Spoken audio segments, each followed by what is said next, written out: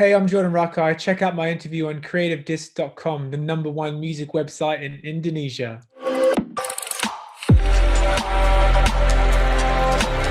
Hello, CD lovers. Welcome back to another Creative Disc exclusive interview with me, Luthfi. And today, we're gonna have a chit chat with a musician that I have personal story with it.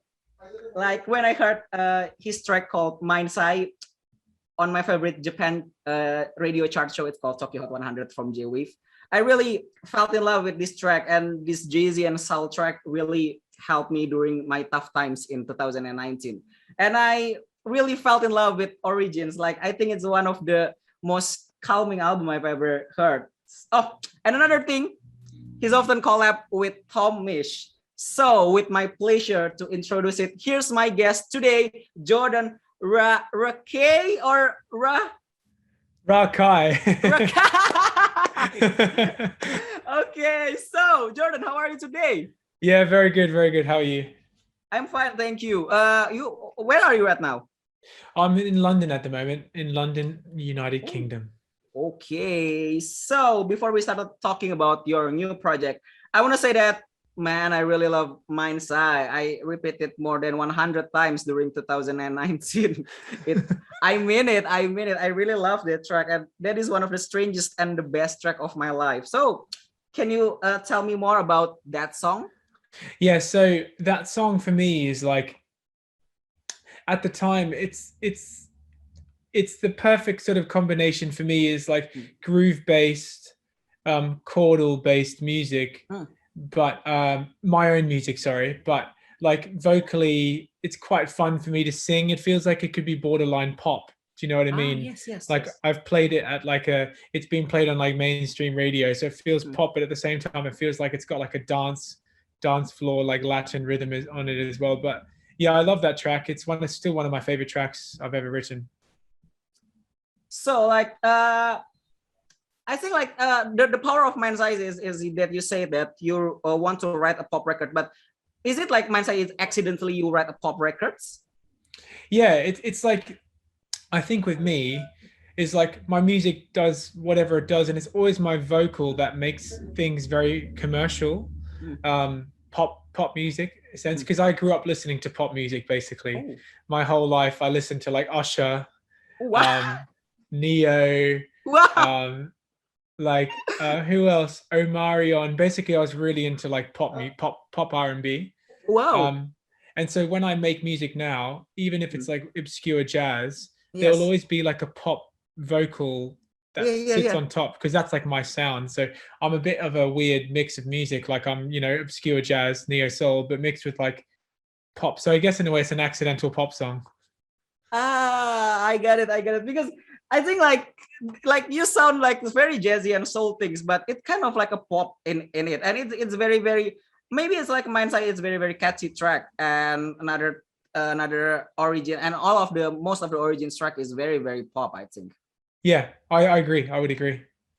So like but do you think like jazz music shape your identity and musicianship beside pop R&B tunes? I think so, but not necessarily jazz directly, more so jazz indirectly. For example, like Stevie Wonder and Steely Dan, and there's a few other artists that like are influenced by jazz. For example, D'Angelo is another one. But I wouldn't say they are jazz artists, and that's the same as me. I've been heavily influenced by those artists and have taken the potential jazz harmony or like instrumentation, but that's how jazz has had an impact on my sound, rather than listening to Miles Davis or John Coltrane or something. I grew up listening to more singer-songwriter soul music that's influenced by jazz, and then it's come via them to me. So let's talk about your new single, Family. Tell me more about it. So Family's a first track off my new album, What We Call Life, and it's nice to have new music out. It's sort of like more of an introspective, slow burner, I call it. It's sort of like a ballad in a way, just with a bit of a beat. But I wanted to make something a bit more personal and a bit more vulnerable lyrically, and so I decided to write Family, and I'm really happy with it.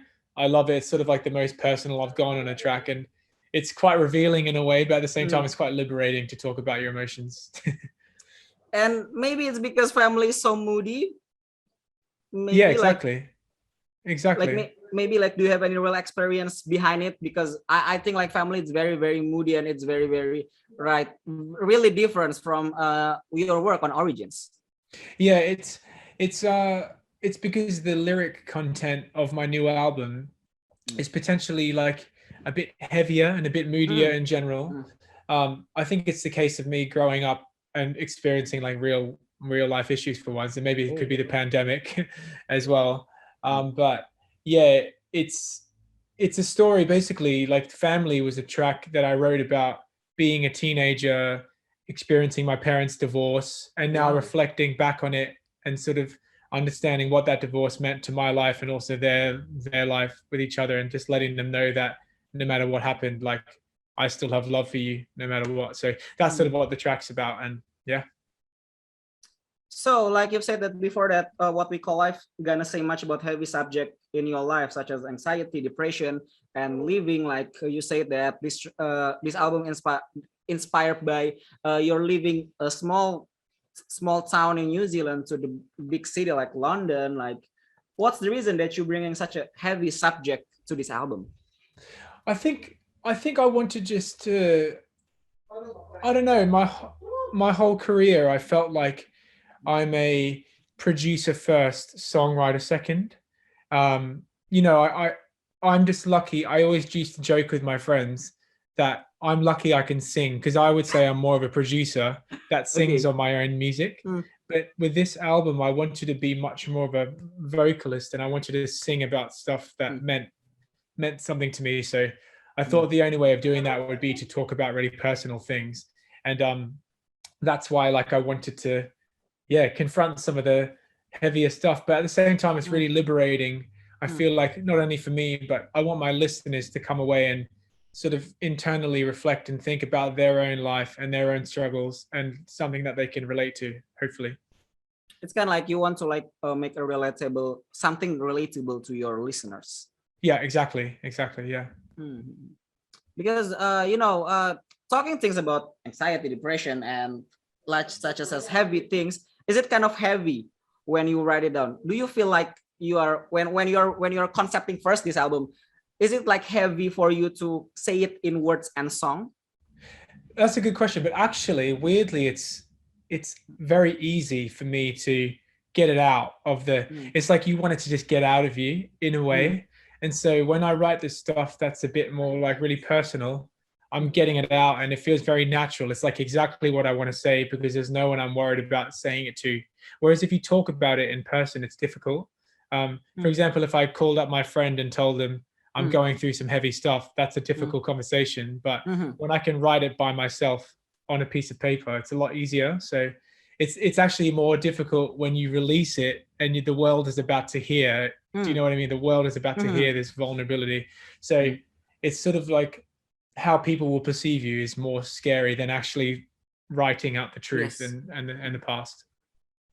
So it's like a healing project for you, maybe like. Yeah, exactly. Like a cathartic experience. Okay. So what's the most saddest things in your life that make it into one of your track of this album? That's a good question. Because you say that this album is heavy, and the saddest things that you ever written, I think so. I think the saddest, generally speaking, like there's a lot of positive stuff in the album as well, like about being independent and being like embracing like my individuality. But I think that the title track of the album, called What We Call Life, it is about like, it's sort of about the story of putting myself in the mind of when I was 10 years old and I felt very hopeless. I was very like a shy, anxious child. And I thought like the world was going to be a horrible thing for the rest of my life, because I was very traumatized by like my fear of social situations, or like going to school or making new friends.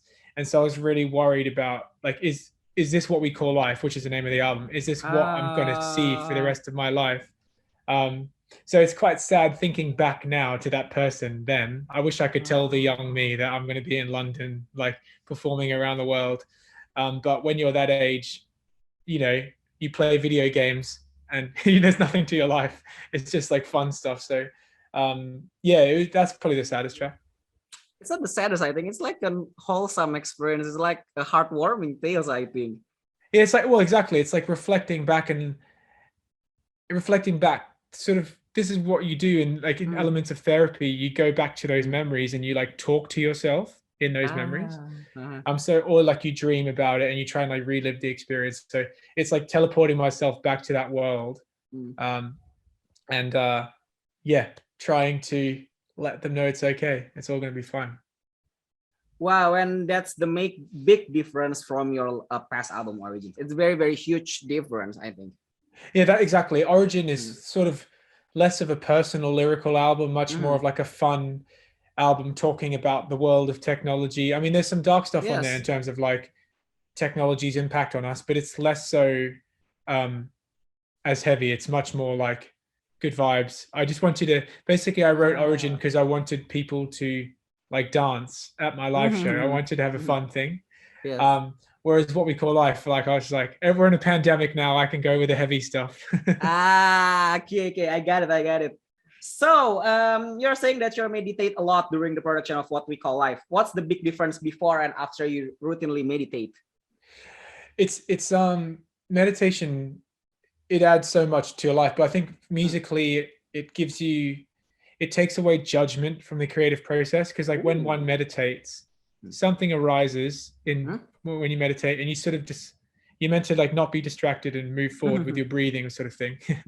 But in the creative process, it's the same thing. A bad idea arises, and just you're meant to see the idea, let it flow past, and keep moving forward towards a good idea. So that's how it's had an impact on my life, is just not judging anything, just letting things pass and just riding with the wave of like my subconscious and letting itself express through my music. And it really helped you through this album. Yeah, it definitely helped. Just like also calming down from all the being locked down for 18 months is like difficult in itself. So having like a grounding place where you can meditate every day and just bring yourself back to reality is a nice thing. Yes. Indeed. I do it too. Okay. Oh, nice. So as someone who loves music production things, so tell us your interesting story when you are producing music. Oh, there's so many. I think this album particularly has been different because I've never done this before, but I went to a studio in the countryside of Wales and with no idea what we were going to do, and we wrote all of it together with a band. Like we improvised and we sort of just went with the flow. So I went there for 2 weeks. We came away with like 25 songs. And then I went away and like resampled everything. Like I chopped it all up. So it's sort of like I'm weirdly resampling myself to make this album, if you know what I mean. So that's why at times the music feels like quite produced rather than like live and played. It's because I wanted it to feel like a really like produced, polished album rather than like, you know, a jazz trio that's live and expressive. I wanted this to be like quite mechanical and like industrial sounding. So that's why like it's like a lot of sampling and chopping up is the way I did this one. So like you started on your own Patreon, and on it you teach a lesson about music design and production. I just checked it yesterday. So tell me more about what's the reason you started Patreon besides you want to close with your friend. It's because like I wanted to learn how to be a better teacher. Like I've always wanted to be a teacher of music on a production level, and I felt like my whole life I learned everything the slow way. I had to teach myself all of what I know now is mostly self-taught, and I wanted to give people an outlet where they could get all the shortcuts, they could get all the quick ways of getting to that place, that they don't have to do 10 years of what I had to do. They can do it in 1 hour. Do you know what I mean? So I wanted to give people like a head start, because the music industry is like, it's a tough industry for people in general. And I just want to give them a playing field that is, you know, helpful, so to speak.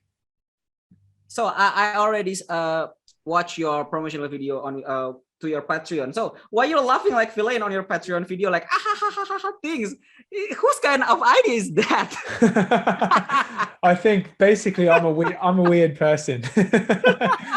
It's I love like weird comedy and weird humor, and I try to like get my personality across, but like my music can be very serious, but I'm a bit of a joker. because I think you are same laugh like a Joaquin Phoenix from Joker, I think, like ha ha ha ha things. Oh my god. Yeah, I look like a crazy evil villain. So many people say that you and Tomish hail as one of the new faces on new jazz, because you can incorporate many jazzy tunes into many genres, especially pop, R&B that you listening as a teen. So any thoughts about it?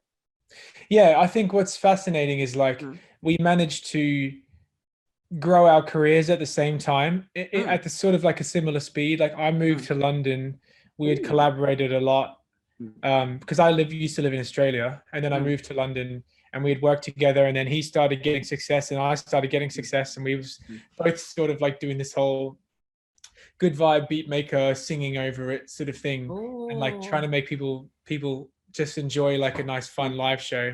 And now like we're both going through a phase of, I talk to Tom a lot about like his music and I talk about my music, and like he's going through a similar phase of like introspection and like maybe darker sounds of darker ways you can approach music, because when you're young you just want to have fun and you want people to dance and you want to like make good vibe music, but when you're older, I guess the realities of life hit you and you're trying and you're trying to like fight about like darker stuff. So we're both going through like a similar trajectory for sure. So you're coming from New Zealand and right now you're in England. What's the story and motivation that you choose to moving out to London? Well, I wanted to move because I had hit like a comfortability level where I thought the only way I was going to be able to grow as a person was I had to leave my country. And, I was going to go to Los Angeles or Berlin or London, and I decided London just won because basically my grandparents are English. It's as simple as that. So like I could get a visa really easily and decided to live here. But now I feel like I'm going to be here for the foreseeable future because like I'm married. I love London. Like it's a place to be for sure. Yes, it's many jazzy act like born from this, like the brand new heavies, I think. Yeah. Yes. So many people in London are doing like so many amazing things. That's why I want to like be here to surround myself with them all. Yes. So mention album or records that changed your life. There's a couple. There's a couple actually. Okay, it's right. Because whenever I read my favorite artists say this sort of thing, they always say, "Oh, I can't pick one," but I can pick a couple that definitely. It's definitely an album by Bob Marley called Natural Mystic. That like, to me, when I was younger and hearing that took me away from Usher and Neo and Beyonce. And so you are transforming into pop kids into reggae kids. Yeah, exactly. And then another album I think is D'Angelo's Voodoo was a big game changer for me. Oh yes. And maybe one more would be Jeff Buckley's Grace, which is one of my favorite albums of all time. But those three albums had such a massive impact on me, very differently as well for different reasons, but I think they changed my life each time I heard them.